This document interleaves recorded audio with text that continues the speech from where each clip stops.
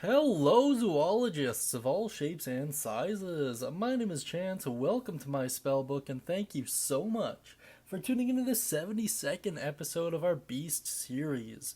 Now, this one is actually relatively important because this marks the first swarm we've ever covered. Heck yeah. A lot of people have been bringing them up in the comment sections. I think they're pretty great, and I would highly recommend using swarms in your game. But that being said, let's take actually a look at what a swarm is. Before we dive too far into the stats, though, the swarm of bats is what we're talking about in particular. It is a CR1 quarter creature and is found in the basic rules. Let's take a look at its stats. So the swarm of bats is considered to be a medium swarm of tiny beasts that is unaligned. Hope that makes sense. AC of 12, 22 hit points. Mwah. Coming in at 5d8.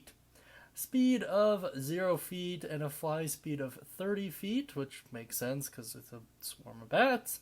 Taking a look at their stats, though, you'll notice they're quite dexterous, quite wise, and that's really about it. Nothing else really worth writing home about.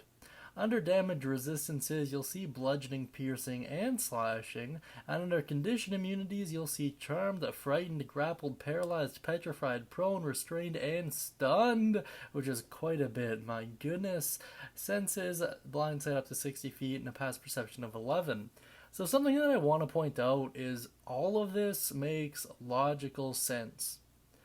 Whether or not you want to homebrew it, where if it's like an AoE effect that it is affected, then maybe that could make sense. But for the most part, I like this. I think it makes sense. Under other traits, you'll see Echolocation, can't use its blind sight while it's deafened. The swarm also has access to keen hearing, which gives it advantage on perception checks that rely on hearing.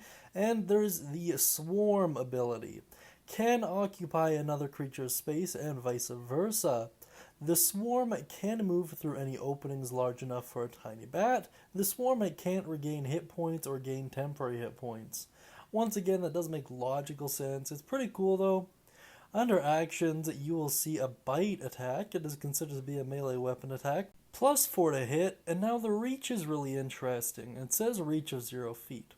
But what it means is one creature in the swarm's space. So basically means a creature has to be engulfed by the swarm in order for it to make an attack, which is actually pretty interesting.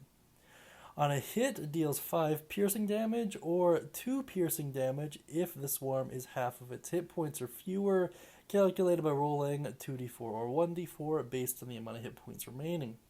Very cool stuff. In terms of how I would use this particular creature, I'd probably use him as a trap or a way to guarantee that a party is of substantial level to progress forward.